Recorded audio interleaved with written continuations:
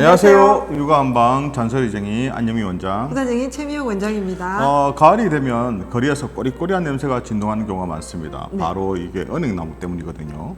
보통 이제 이게 푸른 보약이라고도 불리는 은행, 이게 어떤 효과가 있는지 또 주의할 점이 무엇인지 오늘 한번 말씀드리려고 합니다.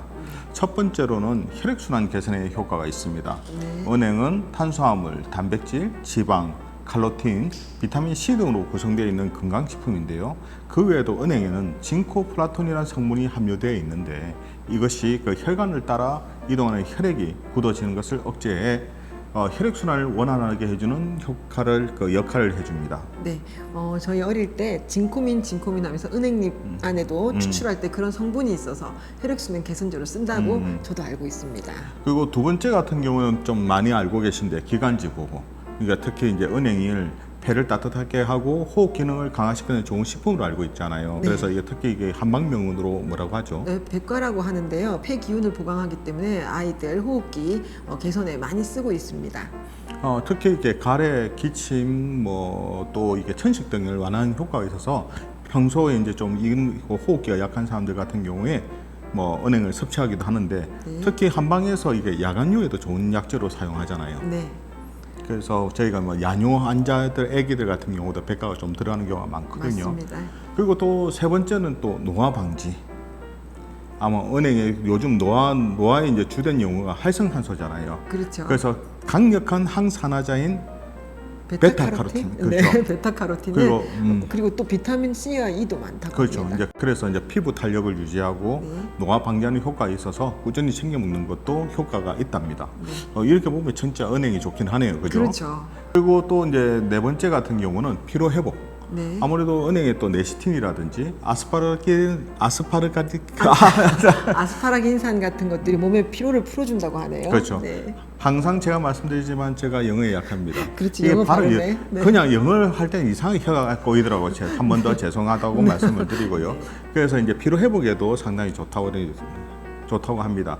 그렇지만 특히 조심해야 될 부분이 있는데 그렇죠. 은행은 많이 먹으면 과유불급처럼 너무 많은 양을 한꺼번에 먹으면 안 됩니다. 그렇죠. 이게 독성물질이 있어서 네. 보통 하루 한 몇 개 정도 먹는 게 좋을까요? 하루에 10개 이하로 먹는 것이 좋습니다. 맞습니다. 네. 그 은행에 이게 그 종자의 그 은행의 그 시한배당체인 아미그달린 아미그달린, 브루나민 이런 성분들이 있죠. 그렇죠. 그래서 메틸피리톡신이 이렇게 함유되어 있기 때문에 아무래도 이제 몸에는 안 좋다고 하더라고요. 네, 그 시한배당체는 아무래도 복숭아 씨나 어떤 씨앗에 들어있는 독성 물질이기 때문에요. 이거는 조금 주의를 하셔야 합니다. 그래서 은행을 한 번에 많은 양을 먹는 거를 아무래도 조금 주의하셔야 되고요.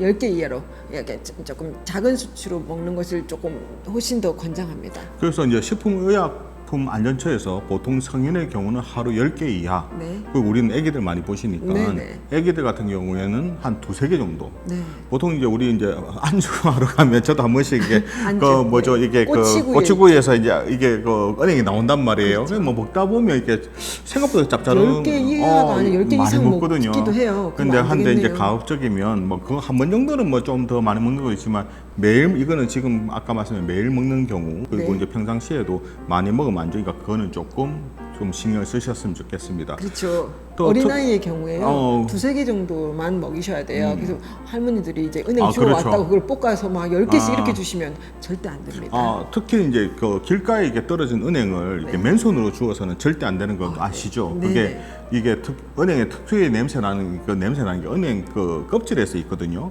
그 냄새 때문도 있지만요. 냄새뿐 아니라 독성이 또 껍질에도 있을 수 있기 그렇죠. 때문에 이제 그게 방충제 역할을 하는 빌로보리가 징코톡신이라는 독성물질을 형성해서 이게 곤충으로부터 자신을 이게 보호한대요. 네네. 참 이게 같은 이게 식물이지만 네. 지가 살라고 그렇게 하거든요. 그래서 은행을 감싸고 이게 외피에 다량으로 합치는 이 독성물질이 이게 피부에 딱 이게 아무래도 흡수되게 되면 알레르기성 또는 이게 접촉성 피부염을 일으킬 수 있거든요. 네네. 그래서 혹시라도 이게 만지시면 절대 안 되고 장갑 끼셔야 또 이렇게 되겠네요. 또 만지고 나서 네. 이렇게 눈을 이렇게 비비버리게 그렇죠. 되면 큰일 나거든요. 네, 그래서 네. 일단 그런 부분을 조금 더 신경을 쓰시는 게 좋으실 것 같아요. 장갑 끼고 꼭 이렇게 그렇죠. 만지셔야 은행을 되겠네요. 이제 손질할 때는 반드시 장갑을 끼시고 그리고 나머지 이렇게 막 은행 그걸 뺄 때도 항상 신경을 좀 쓰셨으면 좋겠습니다. 아무래도 이제 가을철에 주위에서 은행이 많으니까 오늘 이 시간에 은행에 대해서 한번 말씀드렸습니다. 이처럼 궁금한 육아 정보는 언제든지 댓글 달아주시면 준비해 보도록 하겠습니다. 우리 아이들을 위한 잔소리쟁이 안유미 원장, 수다쟁이 최미호 원장이었습니다. 좋아요와 구독하기도 잊지 마시고요. 다음 영상에도 만나 뵙겠습니다. 육아는 한방.